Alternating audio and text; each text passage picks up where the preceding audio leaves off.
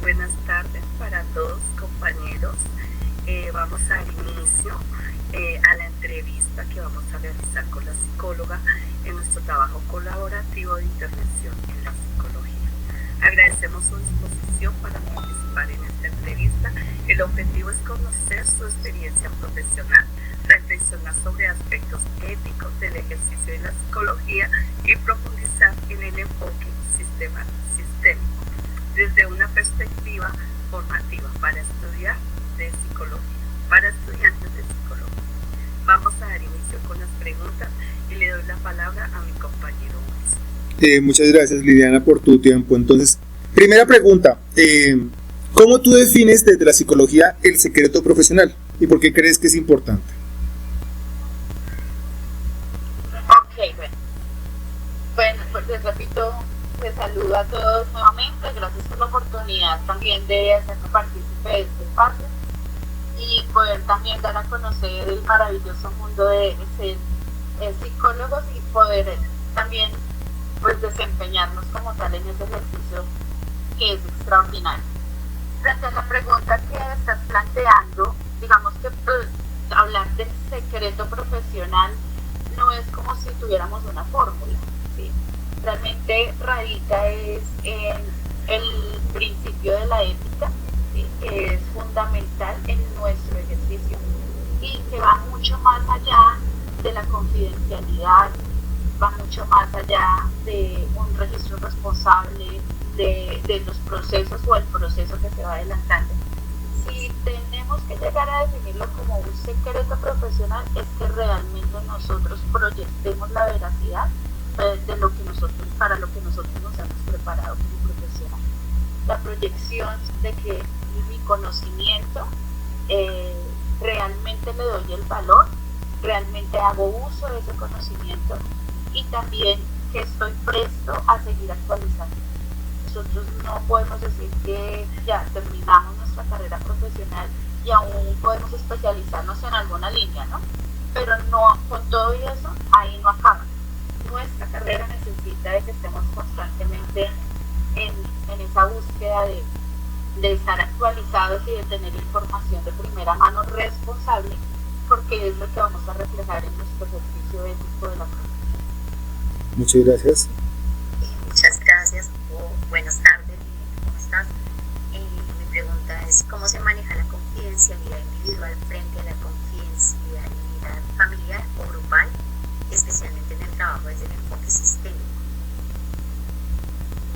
Ok, entonces partamos de ahí. El enfoque sistémico se caracteriza porque se alcanza al individuo y su entorno, ¿cierto? Su sistema, digámoslo así. Entonces, para responder tu pregunta, yo creo que sería bueno con un ejemplo. Cuando trabajamos, por ejemplo, con menores de edad, dentro del proceso de la ética y de la confidencialidad, hay un primer paso que sí o sí se debe dar cuando se atiende el menor de edad, y es que debemos hacer el debido proceso ahora se me olvidó, de la autorización de los padres para poder hacer una intervención con un menor de edad, el cual necesita de ese espacio para exponer o gestionar o comentar o hablar de una situación particular. Por más que yo tenga ese consentimiento informado, ¿sí? Si ese menor de edad me expresa y me da a conocer situaciones personales y particulares, eso entra dentro de la confidencialidad. ¿Qué es lo que yo proyecto hacia tu sistema o hacia tu entorno? Recomendaciones, sugerencias, orientaciones, y si yo tengo que saber algo más específico dentro de la información que el menor me permitió conocer, yo hago preguntas que me conduzcan a encontrar esas respuestas, más no digo que es por causa de que mi paciente menor de edad me lo mencionó. Cuando sí se debe, sí o sí, se debe abordar el hablar algo de la confidencialidad. En esos casos, cuando hay información que está atentando contra la integridad de nuestros pacientes, ahí sí o sí nosotros tenemos que dar a conocer a ese entorno cuáles son los riesgos. Pero cuando yo voy a hacer eso, yo a mi paciente le debo hacer consciente que voy a hablar sobre ese tema puntual. y ojalá se realice en presencia de ese paciente. Pasa lo mismo si no fuera menor de edad, sí, pasa exactamente lo mismo. ¿Sí? Pasa exactamente lo mismo. Digamos que nuestro termómetro es que tenemos que trascender o pasar ese estándar de confidencialidad si nosotros identificamos que la integridad del paciente está en riesgo. Ahí sí o sí tenemos tracción. Gracias. Gracias. Muchas gracias, Liliana. Ahora va mi pregunta. ¿Tú consideras que la inteligencia artificial representa actualmente un riesgo en la psicología? Y si es así, ¿por qué? Yo te respondo que sí y no. Sí, porque sí es un riesgo, ¿por qué? Porque desafortunadamente para la mayoría de personas dar el paso de ir a consultar o iniciar un proceso de intervención terapéutica de psicología no es un paso fácil. Es muy, muy difícil. O sea, si hay algo valioso es cuando uno encuentra a la persona que da el paso de busca ayuda. Ese es un gran paso. ¿Cuál es el riesgo con la inteligencia artificial? Que muchas personas lo están viendo como una alternativa de consulta. ¿Sí? Y están buscando la información, se convierte en información de primera mano y asumen que esa es, y que lo que le arroja información por algoritmos, que la gente no logra dimensionar qué es lo que pasa con ese tema de los algoritmos, eso es. ¿Sí? Y tenemos una cantidad de gente que se autodiagnostica porque la inteligencia artificial le dijo que cumplía con determinados rasgos de un trastorno, de un síndrome, de algún cuadro que tiene que ver con alteraciones psicoemocionales. Eso es gravísimo, gravísimo. Ahí es donde está el riesgo. ¿En qué sentido? No es un riesgo de inteligencia artificial si nosotros los profesionales que hemos hecho un proceso de prepararnos, de estudiar, de investigar, de analizar y documentarnos, acudimos a la inteligencia artificial como una herramienta de consulta, de información, más no quiere decir que va a ser la última palabra y que eso es, porque entonces estaríamos pisoteando todo un proceso teórico que ha hecho una cantidad de grandes filósofos, psicólogos, neurólogos, y ahí pues eso no lo podemos comparar con ninguna inteligencia artificial. Entonces es un riesgo para quienes lo consultan como una alternativa, pero es una ventaja si nosotros como profesionales lo usamos como una herramienta de consulta. Claro, gracias. Bueno, primeramente agradecer a la doctora Liliana Pineda, nos le dimos la bienvenida y la presentamos, psicóloga egresada de la UNAD, agradecerte por permitirnos este espacio y brindarnos este apoyo tan importante en nuestro proceso formativo. Bueno, Liliana, ahora viene mi pregunta, desde el enfoque sistémico, ¿cómo influye el contexto familiar y social en el desarrollo y mantenimiento de los problemas psicológicos? Ok, el individuo siempre va a reflejar qué es lo que ha recibido de su entorno. Entonces, su núcleo primario, que es la familia, ¿sí? Es el primer lugar donde está perfilando principios, valores, caracteres, rasgos de personalidad. Hay una carga de información genética, pues obviamente es lo que va a arrojar una conducta. Entonces el ser humano, pues, como individuo, ¿sí? Como individuo, siempre va a reflejar el resultado de una información por carga genética y otra parte de la información que es lo que se adquiere por aprendizaje, bien sea por imitación o porque fue lo que se le enseñó por gusto. Entonces el entorno familiar o su núcleo familiar es una gran influencia en la conducta del individuo. Entonces gran parte de los recursos, no de los recursos sino de los rasgos que refleja el individuo no se está reflejando como es su entorno familiar. Entonces ahí tiene una influencia totalmente directa. Si hay ausencia de alguna de las figuras como papá o mamá, eso se va a ver evidente. Si hay conflictos por algún tipo de violencia, al interior del hogar, eso también se va a hacer evidente en donde la conducta y el comportamiento. Entonces ahí está. Y el entorno social es porque son los espacios donde ese individuo sale a tener interacciones, bien sean en contextos educativos, escolares o laborales, deportivos o cualquier otro tipo de espacios sociales. Allá es donde termina reflejando uno la influencia de su entorno familiar y donde también empieza a hacer un proceso de como reacomodar o adaptar otro tipo de conductas porque así se siente que es aprobado. Entonces el entorno social también empieza a generar unos cambios en su conducta y su comportamiento. El ser humano de por sí es un ser social, ¿sí? Entonces en ese ejercicio y por ser y querer desarrollar esas habilidades, siempre el entorno va a ser una influencia que va a reflejarse en su comportamiento y su conducta.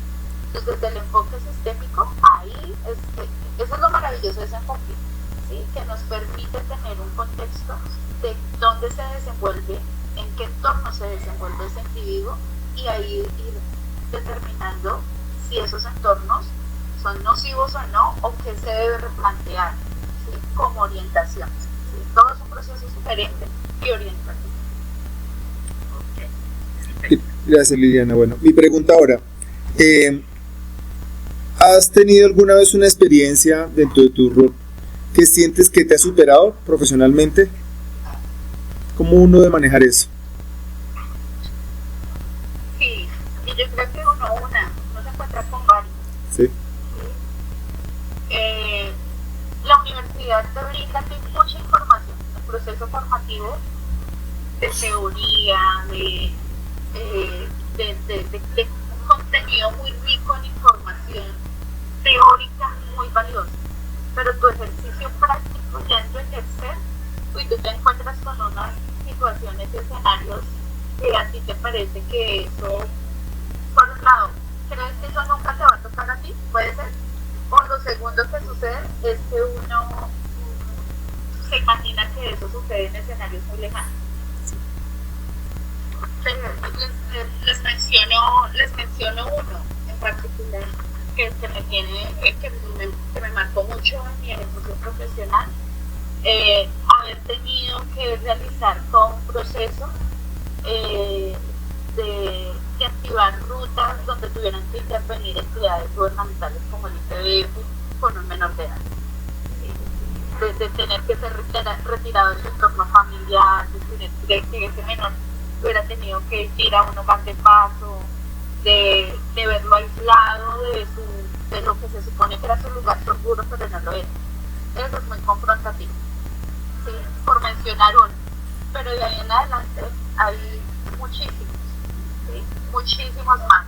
O cuando nos tenemos que encontrar en acompañar duelos por muertes violentas, por feminicidios, acompañar un proceso de eso es duro, porque uno cree que eso es muy ajeno, ¿sí? Como que eso es algo de allá, de las noticias, pero encontrar esos escenarios donde tienes personas totalmente devastadas, con 1.000.000 de preguntas, con unas ideaciones más allá de lo que uno se pueda imaginar y decir, bueno, y ahora que aquí no hay teoría que aplique, ¿sí? Aquí no hay teoría que aplique, entonces ¿a qué recurro?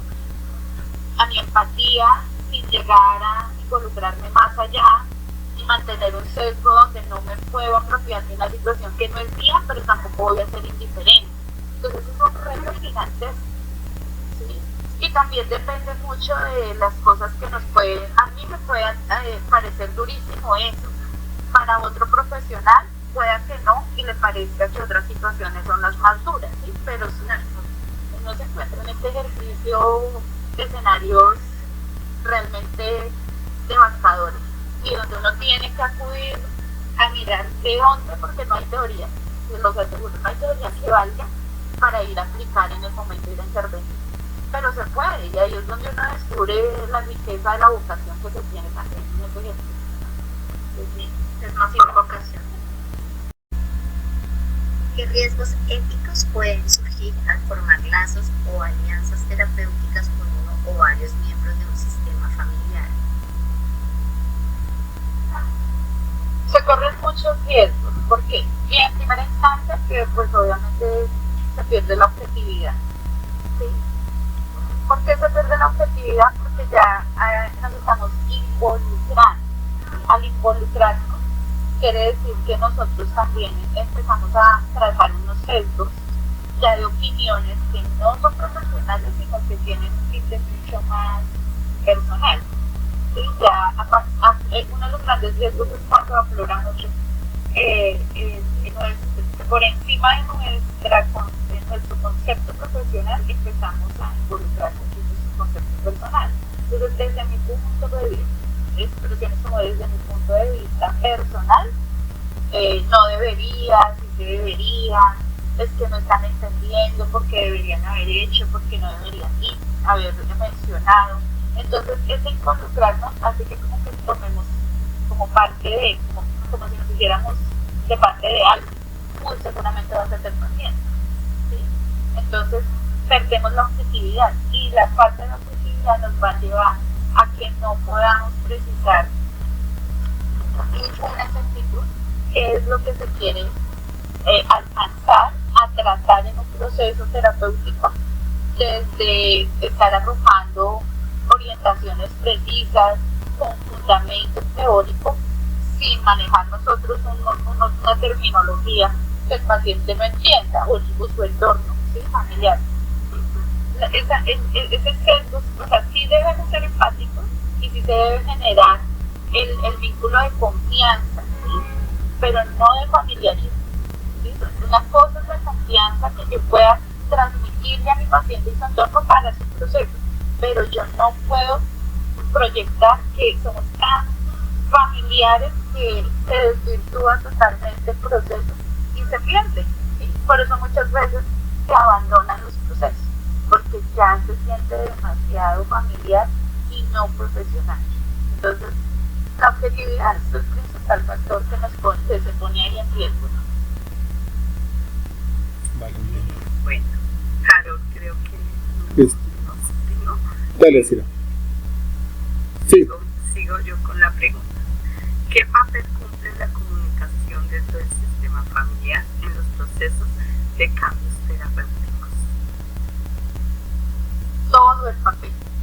Si no hay comunicación, no se pueden generar procesos de ningún tipo. De hecho, una de las primeras cosas que normalmente se abordan en los procesos terapéuticos desde el enfoque sistémico es desde la comunicación, revisarlo.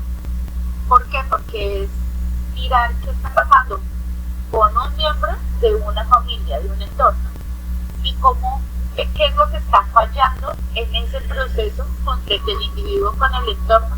Y siempre uno arranca desde la comunicación, porque es desde el primer escenario. Entonces normalmente uno escucha, sí, comunicación asertiva. No es un cliché ni es un tema protocolario, es el tema central. Sí, los procesos comunicacionales al interior de la familia son lo que nos arroja a nosotros la información más precisa del individuo. Y eso se aplica en el enfoque sistémico al 100%. Entonces yo no puedo pretender abordar desde el enfoque sistémico a un individuo en su entorno si no reviso en primera instancia cómo está la comunicación o la capacidad de comunicación o el tipo de comunicación para yo también poder plantear cómo lo voy a hacer. Bien. Ok. Se fue tu sonido, Alcira, se fue tu sonido. Seguirías tú, Luis. Listo, sigo, bueno. A ver, hay una situación que es muy interesante que sucede y es cuando, por ejemplo, te piden, por ejemplo, que apruebes o valides un proceso psicológico sin haber realizado evaluaciones. Por ejemplo, te dicen, ay, venga, dígame que yo estoy apto, que soy competente. Por ejemplo, eso de la valoración profesional para un puesto, toda esa parte. ¿Alguna vez has tenido que enfrentar eso? ¿Qué consejo nos das? Por ejemplo, cuando una persona te dice, ay, venga, ayúdenme para, es que necesito el trabajo, es que no sé qué, es que no sé cómo salgo, es que quién sabe, de pronto en la entrevista me salga mal, la valoración que usted me hace. ¿Qué consejo tú nos puedes dar frente a eso? Eso sí va a pasar, porque uno sí se va a encontrar con esos escenarios. Eso sí es una realidad. Y van a haber todos estos acontecimientos con tal de cuando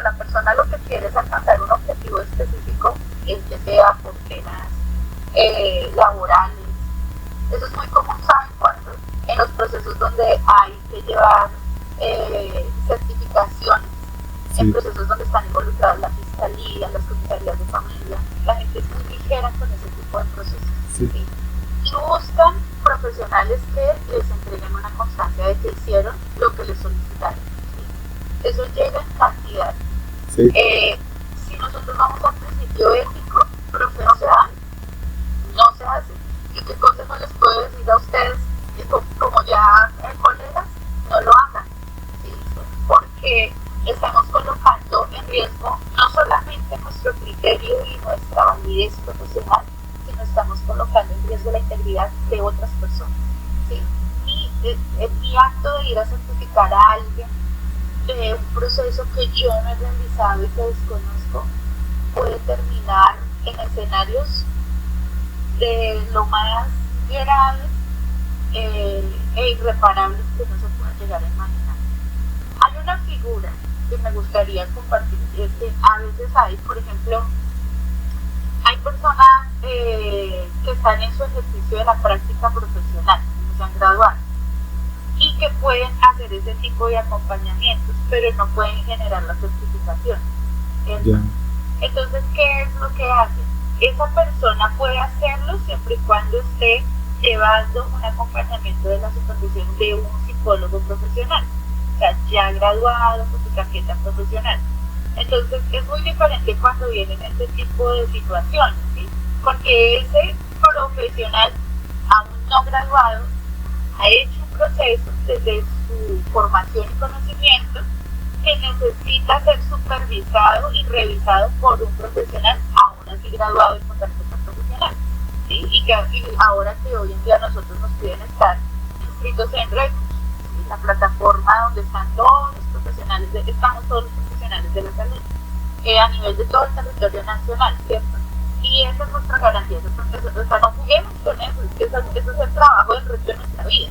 Entonces yo puedo firmar esa certificación, pero porque de verdad yo conozco cómo ha sido el proceso y porque como profesional estoy involucrado en el seguimiento de ese proceso que viene realizando ese profesional en la práctica.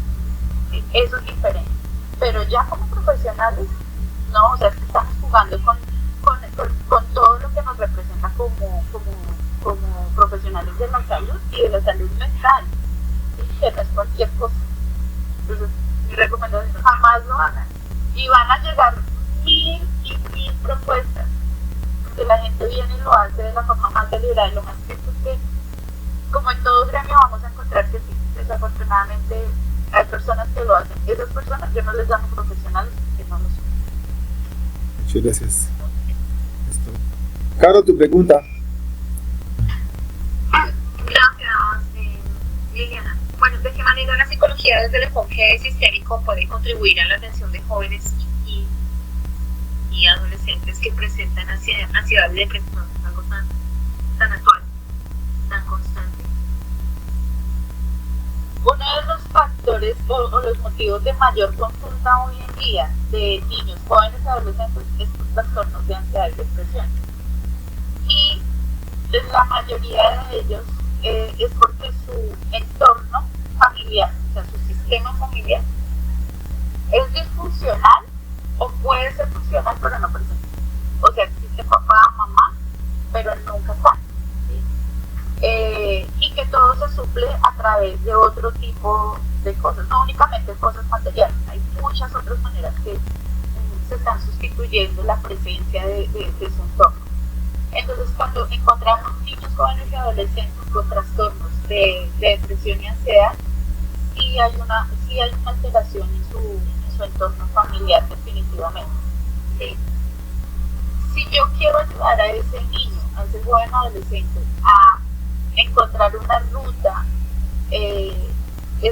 con estrategias donde él gestione, donde él tenga alternativas, donde él vea que sí es posible superar esa situación, él va a ser una parte, un porcentaje, tal vez un 30%, pero yo tengo que trabajar con su entorno para que ellos ayuden a que se genere un cambio. O sea, el otro 70% depende de su entorno familiar para que eso que está siendo alterado en un miembro de la familia logre tener un cambio sustancial o total en cuanto al comportamiento y la conducta de ese niño, de ese joven, de ese adolescente.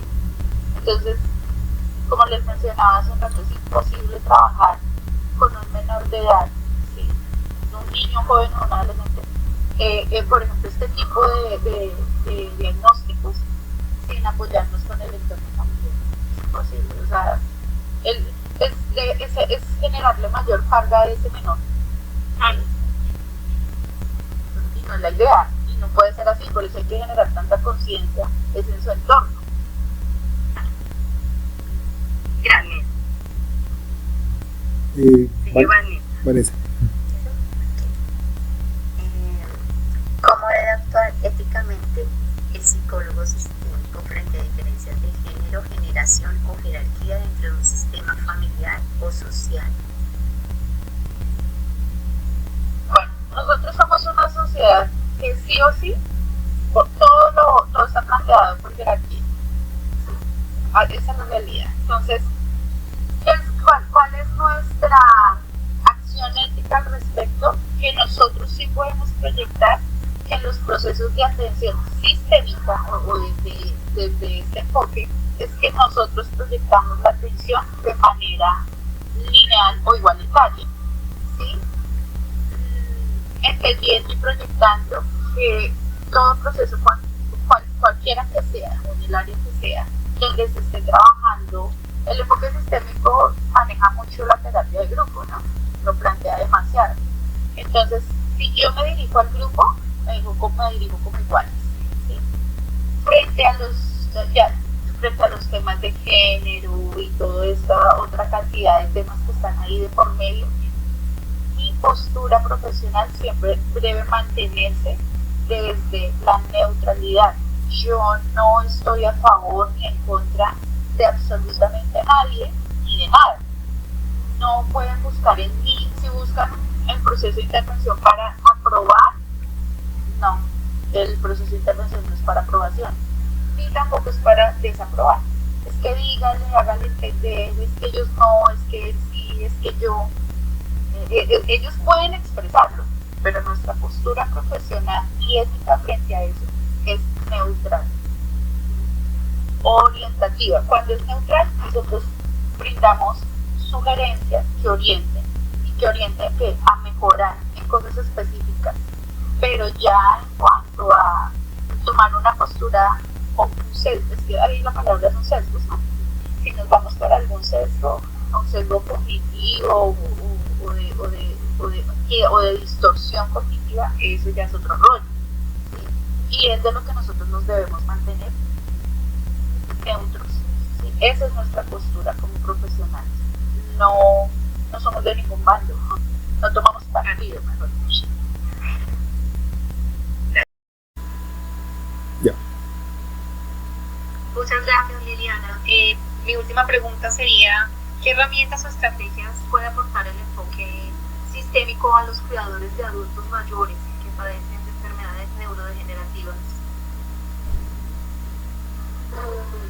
Desde el enfoque sistémico, yo considero que puede aportar el hecho de poder orientar a este tipo de población a también ser generadores de sus redes de apoyo, acudir a sus propias redes de apoyo, y si no las tienen, ¿cómo pueden conformarlas? Eso hace parte del cuidado del cuidador, ¿sí? Y ese proceso de pronto no se le ha dado suficiente protagonismo o no es tan hablado y tan orientado a este tipo de población, y de pronto por eso se ven tan afectados después en su salud física y mental, ¿sí? Pero si en el proceso de siendo cuidadores de esos adultos mayores con diagnósticos de enfermedades degenerativas o neurodegenerativas, ¿sí? Es poder conducir a ese cuidador a que busque la forma de poder tener espacios donde pueda gestionar emocionalmente lo que piensa, lo que siente, y es como si pudiera tener un espacio de descarga, digámoslo así. Esa es una de las cosas que ofrece el enfoque sistémico. Y dos, el que tenga presente el tener claro quiénes son sus redes de apoyo o su red de apoyo, así sea una primaria, ¿sí? Porque se pueden tener hasta 3 accionaditas, pero porque pues no están exentos de, obviamente, y suele pasar, terminan enfermándose y muchas veces hasta su subconsciente adopta mucha conducta de a quienes están cuidando, ¿no? Y se quedan como con esas conductas y esos comportamientos por un tiempo. Pero cuando hay redes de apoyo y cuando se les da la opción de asistir a grupos de apoyo, de conversación, que se vea la evidencia de que hay algo del enfoque sistémico que les enriquece, eso puede ser algo sugerente muy apropiado. Claro, muchas gracias. Muy importante. Ahora, una pregunta. ¿Cómo puede el psicólogo sistémico fortalecer los recursos y capacidades del sistema para promover el bienestar emocional de sus integrantes? El enfoque sistémico puede ofrecer, ofrece muchas estrategias, pero eso depende de la forma como uno como profesional las pueda poner en práctica o plantear. Una estrategia muy positiva que se puede encontrar en aplicar una intervención sistémica es plantear juego de roles, ¿sí? Para trabajar algún tipo de temática 100% al interior de la familia y los miembros de esa familia y las funciones y la forma como tiene una dinámica. Eso aporta. Otro planteamiento muy positivo que podemos hacer como psicólogos en ese tipo de intervenciones es poder tener talleres que los lleven a la experiencia, ¿sí? Desarrollamos el tema a través de experiencias que involucran a todo el sistema familiar, pero eso depende ya de la manera como nosotros vemos que podemos ejecutar o podemos desarrollar el proceso terapéutico, y ahí entra otra parte y ya entran los elementos de los recursos propios que vamos descubriendo que es nuestro plus, ¿sí? Eso que tú haces desde lo sistémico de pronto no lo hace otro profesional. Lo que hacemos es entender el modelo, ¿sí? Del enfoque sistémico, pero el ejercicio de cómo ejecutarlo ya también depende de cómo nosotros descubrimos si lo planteo así, si lo hago así. Ya ahí entra el plus personal, digámoslo así, como profesional. Claro. Vale. ¿Y pregunta? Sí, listo, bueno, pregunta, a ver. ¿Alguna vez cuando tú has intervenido frente a una charla, frente a una situación, te has sentido encasillada por tu rol profesional? Que te digan, como usted es la psicóloga, entonces como que sientes que te van a que como que tú no te desligas de tu rol profesional. O sea, ¿pasado eso en un momento como que sientes que no eres humana? Sí, la realidad es que ese es un estigma gigante que vamos a llevar siempre, sí, por ser psicólogos. Sí. Eso es la etiqueta. Sí. Van a surgir en diferentes momentos o conversaciones que le dicen desde el punto de vista de los amigos, sí, venga, desde el punto de vista psicológico, aquí que no sé qué, aún familiares, sí, sí, desde la psicología, entonces eso cómo se le puede llamar. Claro, sí. Entonces uno está en otro rollo, ese es otro espacio, sí, donde uno está en otro momento, pero el entorno sí lo percibe a uno como que uno es el poseedor de la respuesta sí o sí, sí, y la gente asume que tú siempre los estás observando y analizando, sí, y que quién sabe que estás allá por allá creyendo que es, sí, eso siempre va a pasar, ¿sí? Sí. Es curioso, es chistoso, en otros momentos no es tan chistoso, sí, no es tan chévere, pero sí, tenemos esa etiqueta, ¿sí? Y claro, eso me ha pasado y mucho, ¿sí? Algún punto que también uno tiene que llegar a decir, no, nada, si estamos hablando como amigos, en familia, o no, nada que ver, aquí yo no soy psicóloga, yo soy hermana, o soy hija, o soy compañera de este espacio diferente. Eso también va, pues como uno también proyecta un límite sin ser brusco, ¿no? Pero sí, esa etiqueta sí que está y va a estar. Así es. Listo, vale. Claro que sí.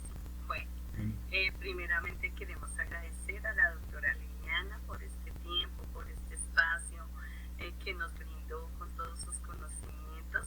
Creo que son de gran valor para nosotros como futuros profesionales, donde nos dejas una gran enseñanza y la importancia del rol que asumimos y de la ¿cómo podríamos decir? De la responsabilidad, uso la palabra responsabilidad que se tiene en el momento que asumimos el rol de orientar, guiar o brindar una información a una persona.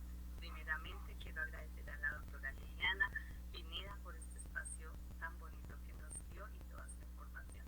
Muchas gracias y una bonita tarde. Dios les bendiga. Muchas gracias a todos. Muchas gracias, Liliana. Gracias por tu experiencia.